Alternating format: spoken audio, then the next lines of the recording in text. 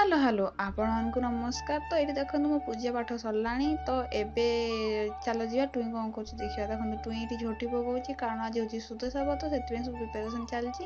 ତ ସେପଟେ ବହୁତ ତାର କାମରେ ବ୍ୟସ୍ତ, ଏପଟେ ଆମେ ସବୁ ବ୍ୟସ୍ତ। ଦେଖନ୍ତୁ ତାପରେ ମୁଁ ଯିବି ପତ୍ର ସବୁ ବାଛିକି ଆମ୍ବ ତୋରଣ ମୁଁ ଟାଙ୍ଗିବି, କାରଣ ପତ୍ର ପୋକ ପୋକି ପତ୍ର ସବୁ ଖାଇଯାଇଥାନ୍ତି ନା। ତ ସେଠି ଦେଖ ମାନେ ବାଛିକି ଦେଖନ୍ତୁ ଏଇଟା ଆମ୍ବ ତୋରଣ ଟାଙ୍ଗିଲି। ତାପରେ ଚାଲୁନ ଦେଖିବି ଘରେ କେତେ ସୁନ୍ଦର ସବୁ ଝୋଟି ପକା ହେଇଛି ଦେଖନ୍ତୁ ଆପଣ।